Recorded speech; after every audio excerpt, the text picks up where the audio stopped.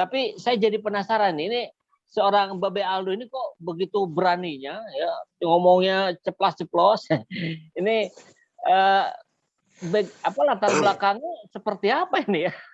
Banyak yang nanya ke saya seperti itu, Be. Siap. Saya bukan siapa-siapa, saya cuma lulusan SMA, saya pernah kuliah tapi DO. Saya bukan siapa-siapa. Saya cuma masyarakat Indonesia yang merasa resah dengan keadaan.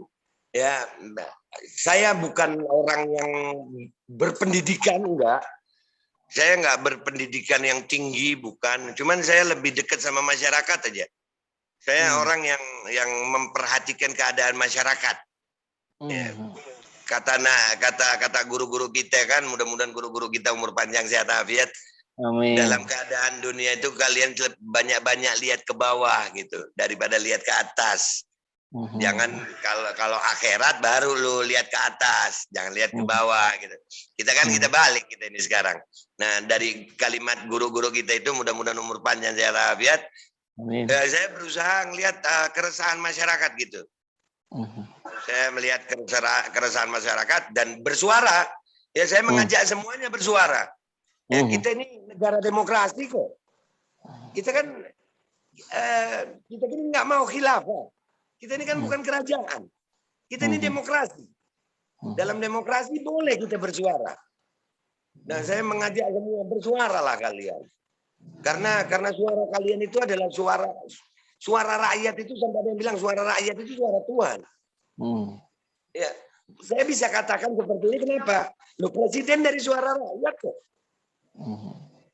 Presiden dipilih oleh suara rakyat. Bahkan di 2019 kemarin suara rakyat yang gila pun kan ikut nyoblos. Iya kan? Ini. Ya kan? 2019 orang gila punya hak suara, maka orang gila pun boleh bersuara dong. Apakah kita ini cuma boleh bersuara 5 tahun sekali? Apakah suara kita cuma diwakili oleh paku yang kita cobloskan ke muka yang kita pilih? Enggak kan? 5 tahun apabila yang kita pilih kita rasakan ada keresahan di situ, maka bersuaralah kalian.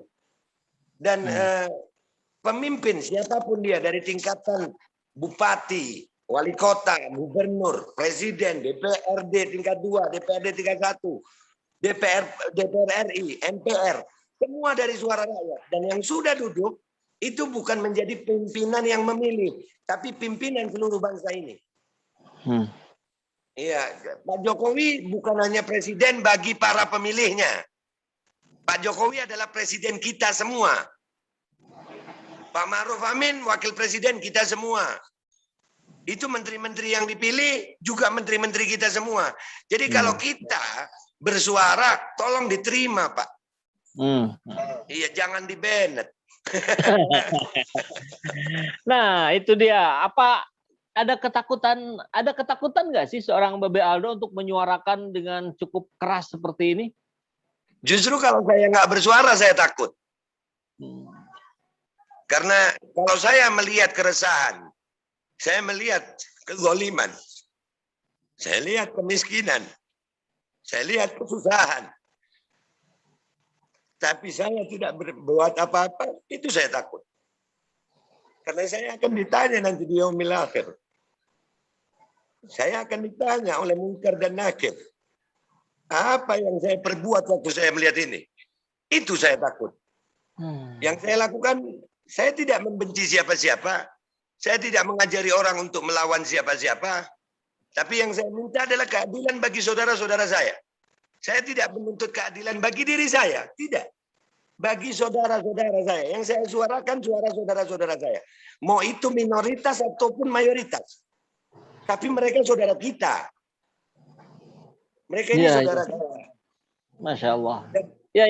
Saya silakan, Mbak. Andai kata yang saya termasuk orang yang pro pemerintah dulunya, maka saya tetap akan bersuara karena saya akan selalu menjadi oposisi. Kenapa? Oposisi itu suara rakyat. Ya tadi sebelum saya di take down IG saya, ya saya posting ada tweetnya dari yang terhormat Bapak Profesor Mahfud MD menceritakan tentang beliau nonton sinetron Ikatan Cinta. Itu saya lucu banget gitu. Ya, bagi saya iya Pak, nggak apa-apa, bagus tuh sinetron Ikatan Cinta gitu. Tapi coba lihat tuh, Prahara Cinta PPKM juga ada Pak, Ibu Amin ditempeleng. Nggak ngomong beliau ya. Nah, jadi ini suara-suara rakyat yang seperti ini, apakah kami sekarang nggak boleh bersuara lagi? Enggak, saya percaya pemerintah kita ini adalah pemerintah yang demokratis.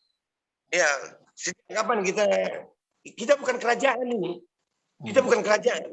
Kalau kita hidup di negara kerajaan yang tidak berdasar Pancasila, boleh seperti ini.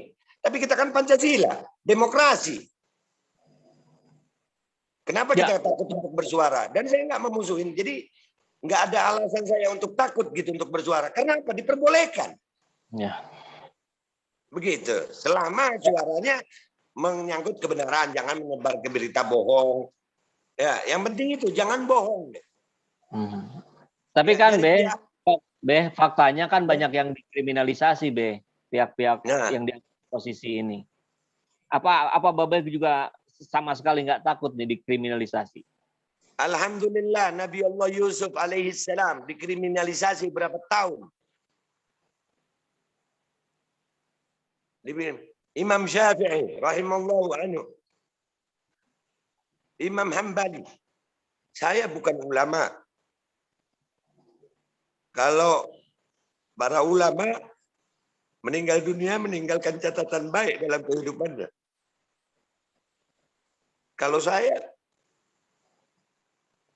nggak apa-apa, nggak apa-apa. Andai kata dikriminalisasi pun nggak apa-apa. Tapi saya yakin ya, kalau bersama Allah dan kebenaran, apapun yang saya rasakan di dunia itu kemuliaan. Ya. Asal bersama kebenaran, selama kita berdiri bersama kebenaran di dunia ini, maka kita akan menjadi mulia di sisi Allah. Cuman itu. Jadi mau dicaci, mau dimaki, mau diapain deh. Yang penting saya yakin bahwasanya yang saya ucapkan benar demi bangsa saya, demi tanah tumpah darah saya, demi saudara-saudara saya sebangsa setanah air, demi Allah saya mulia. Bukan karena saya mulia. Saya hina, saya tahu saya hina. Banyak dosa saya. Tapi karena saya bersuara kebenaran, kebenaranlah yang akan membuat saya menjadi mulia di sisi Allah. Amin, amin, Allah. Amin. Siap. Ini kita jadi membuat, saya yakin teman-teman sahabat Saiful Zaman channel semua, ini kita terbuka, tercerahkan bagaimana frame berpikir kita, mindset berpikir kita untuk tidak takut terhadap manusia, untuk tidak takut terhadap sistem yang dibuat oleh manusia, karena kita harus jauh lebih takut dengan pencipta kita yang sudah memberikan kita banyak sekali anugerah. Kita jadi penasaran juga, ini kalau di YouTube-nya Babe ini ada di tulisannya Markas Segaf, Majelis Sholawat Raudatul Akhyar. Itu boleh diceritain, Itu sebetulnya awalnya memang majelis sholawat, tapi sekarang alhamdulillah dengan izin Allah Subhanahu Wa Taala kita udah jadi yayasan pondok pesantren. Tapi itu karena di situ tuh namanya rumah hijrah, ya. Jadi itu pondok, kalau saya bilang itu pondok luar biasa kan. Kalau sekolah itu ada sekolah luar biasa ya kan. Ya. Jadi kalau ini pondok luar biasa itu. Artinya yayasan itu rumah hijrah, yaitu menampung anak-anak yang hijrah.